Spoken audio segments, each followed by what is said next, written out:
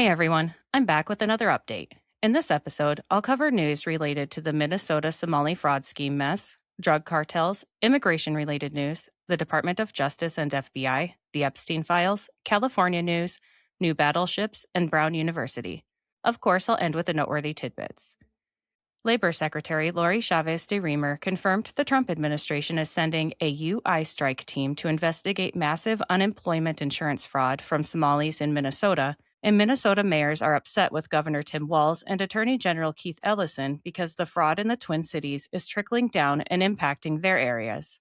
Credible Minnesota whistleblowers told the House that Walz and Ellison were told the fraud was bad years ago, but did nothing about it, and the House Oversight Committee is expanding its investigation into the matter. House Republicans are preparing to pass the Walz Act to prevent fraud like this from happening again, and fraud continues to be found in Minnesota almost daily. It's come out that Somalis buy homes in Minnesota to use as home care, but the homes sit empty while those defrauding the system make millions. 455 homes have been confirmed as part of this scheme so far, and reporter Nick Shirley has been visiting some of these homes, showing that no kids are present and the windows are blacked out. Last for this topic, Minneapolis Mayor Jacob Frey is facing calls to resign after he warned ICE agents may be killed if immigration enforcement operations continue. And on a related note, Somalis in Columbus, Ohio tracked, stalked, and protested outside ICE agents' hotels where they were sleeping. Moving on to drug cartel-related news. The third oil tanker coming from Venezuela was still running from the U.S. during the time frame that this episode covers, and when asked what the administration will do with the oil from the other tankers, President Trump said we're going to keep it, but whether we use it or sell it is still up in the air. Russia's foreign ministry evacuated the families of diplomats from Venezuela as Trump ramped up military pressure, and Treasury Secretary Scott Bessent launched an investigation along the southern border into more than 100 money services businesses, saying, "This sweeping operation will help root out potential cartel-related money laundering from the U.S. financial system." Let's shift to immigration-related news. The Trump administration is tripling its exit bonus for illegal alien self-deportations from $1,000 to $3,000 through December 31st, with Homeland Security Secretary Kristi Noem saying it's home for the holidays.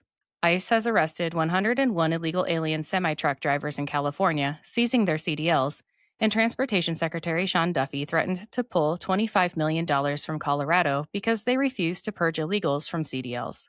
Someone tried to run over ICE agents in Maryland, causing the agents to open fire, and National Guard troops will be staying in New Orleans through February, continuing immigration enforcement operations. A judge upheld President Trump's $10,000 H-1B visa fee, and people are demanding the impeachment of Judge James Boasberg because he ordered a hearing and due process for over 130 Venezuelan illegal alien criminals removed under the Alien Enemies Act. Congressman Randy Fine demanded the passage of his bill that bans welfare for illegal immigrants, and 17,500 illegal aliens have been arrested under the Laken Riley Act.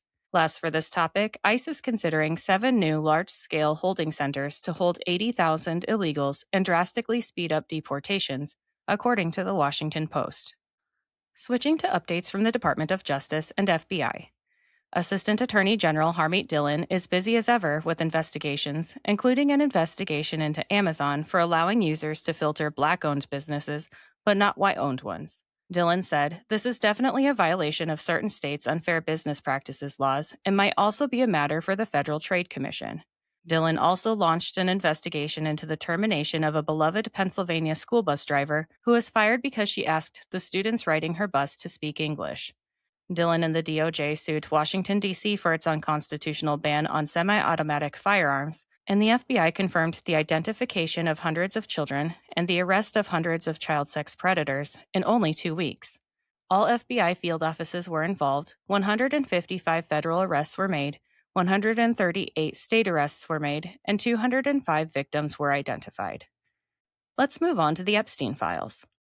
The Department of Justice released 30,000 more documents from the Epstein files, but this batch contains some untrue content created by various people with unknown intent. They released the documents for full transparency, but unfortunately many did not understand these files were not real. One, for instance, is AI-generated video footage of Epstein attempting to end his own life in his prison cell, but the cell is covered in weird orange stuff that makes it obvious the video is fake. There's also a fake letter floating around on the internet meant to implicate President Trump in Epstein's crimes, but the DOJ pointed out that the letter was not in Epstein's handwriting, and it was postmarked 3 days after Epstein's death out of North Virginia. Epstein was jailed in New York, and outgoing mail from the jail required an inmate number, which the letter lacked. Federal agents recovered over 1 million more documents from the Southern District of New York, and the DOJ is reviewing them for release under the Epstein Files Transparency Act. Due to the volume of documents and their late arrival, the process is expected to take a few more weeks, which I want to point out that Attorney General Pam Bondi did speak about these documents being delayed, so this is not a situation in which she or anyone from the DOJ dropped the ball. Also, I covered this months ago, but don't expect anyone to remember that the FBI office out of the Southern District of New York actually refused to hand over documents, and there was a legal battle over it, so the delay is understandable and was expected by everyone involved. Shifting to California news. California is entering the competition for most fraudulent state and may end up passing Minnesota. U.S. Attorney Bill Asaley is promising more investigations in California after billions of dollars went unaccounted for, including $2.3 billion sent to LA County over 4 years. 2 people have been indicted over this, and Asaley confirmed there are a lot more to come. California was also caught artificially inflating ambulance costs by 300% and then taking reimbursements from the federal government, which is effectively laundering money and stealing from the taxpayer. A federal judge blocked California from forcing schools into hiding their students' transgender identity from parents, and a federal indictment unsealed a planned terror attack for California on New Year's Eve. 4 defendants face charges like conspiracy to use a weapon of mass destruction and possession of unregistered firearms, with the FBI saying they planned to plant pipe bombs outside federal buildings. Let's switch to new battleships.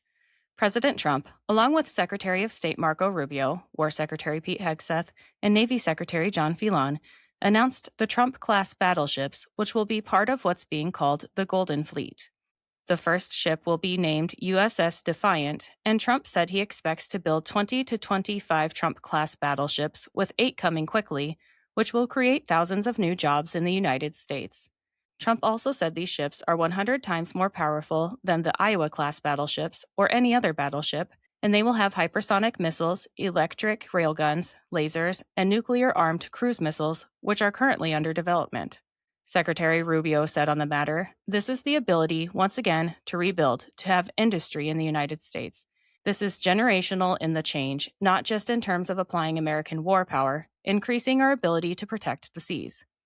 The U.S. Navy is the single biggest source of peace in the world of all of our forces because it gives us a global footprint, but it rebuilds American industrial capacity, and the ability to make things again in our country has been critical to what the president's agenda has been all about, and this is a tangible reminder of it. Moving on to Brown University updates.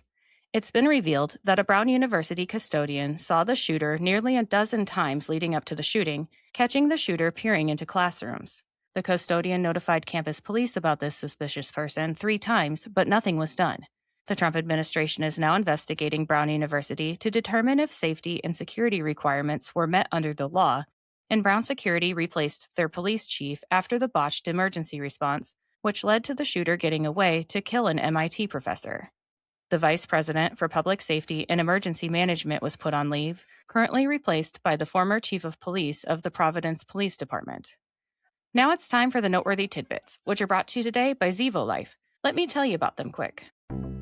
Looking for a game-changing way to improve your health? Zevo Life is the world's most nutrient-dense whole plant, packed with over 50% plant protein, essential amino acids, fiber, and antioxidants.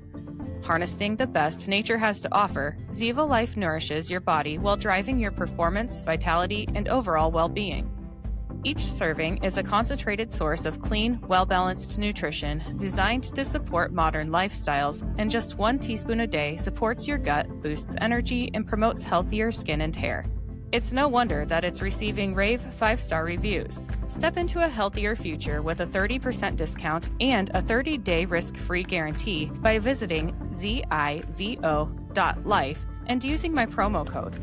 To support my show and to receive 30% off your entire order, enter in my promo code JADE, that's JADE, at checkout. All right, let's get back to the tidbits. The Trump administration stopped over 200,000 pounds of illegal pesticides from entering America, with EPA Administrator Lee Zeldin explaining that we are accelerating investigations and enforcement on toxic, poisonous imports, including illegal pesticides and chemical smuggling. Interior Secretary Doug Burgum is halting $34 billion worth of offshore wind projects over national security concerns because they create radar interference, which is a genuine risk for the United States. Burgum also pointed out that Americans are paying billions for less power while better options are ignored, and that one natural gas pipeline can produce the same amount of energy as 5 offshore windmill projects. President Trump appointed Jeff Landry, the governor of Louisiana, as the United States Special Envoy to Greenland. DOGE has now saved around $214 billion in just 11 months, and over 2 days, agencies terminated and de-scoped 14 contracts with a ceiling value of $190 million and a savings of $98 million. Federal agents and local police in Florida rescued 43 critically missing children whose ages range from 1 to 17 years old. The rescue, part of Operation Northern Lights, is the largest missing child operation ever conducted in northern Florida, and U.S. Marshals confirmed the children have been reunited with their families. Elon Musk called out Yale for having 0 Republican faculty across 30 departments. Congressman Tim Burchett donated his time to ring the bell for the Salvation Army. House Democrats are filing legislation to reverse the name change of the Trump Kennedy Center back to the Kennedy Center. FEMA resolved 80% of all open Hurricane Helene victim cases in western North Carolina in only 5 days. President Trump invited the leaders of Kazakhstan and Uzbekistan to the 2026 G20 summit. The Supreme Court blocked President Trump from deploying the National Guard to Illinois to ensure immigration law can be enforced. President Trump endorsed Congresswoman Harriet Hagman for U.S. Senate out of Wyoming. Secretary of State Marco Rubio banned a former EU commissioner from entering the United States who ordered Elon Musk to police misinformation on X, as well as 4 other agents of the global censorship industrial complex. House Speaker Mike Johnson is officially pursuing the construction of a Charlie Kirk statue outside the U.S. Capitol. U.S. pressure saved a Christian Nigerian farmer from the death penalty after he killed an Islamic terrorist in self-defense. John Lastinger won the South Carolina House 88 special election. National Guardsmen in Washington, D.C. were spotted patrolling in Santa hats. The United States is on track for the largest single-year drop in murders in history.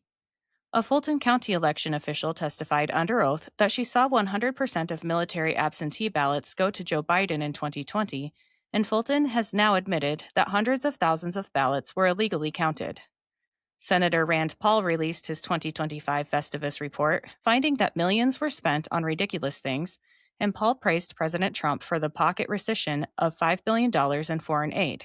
Paul said of the matter, "We discovered cash going toward experiments teaching ferrets to binge drink alcohol and dosing dogs with cocaine again, and then there were taxpayer dollars spent on safe spaces at a private university." President Trump and First Lady Melania video called deployed U.S. service members around the world to thank them for their service and tell them Merry Christmas, and the first couple also took NORAD Santa calls from children.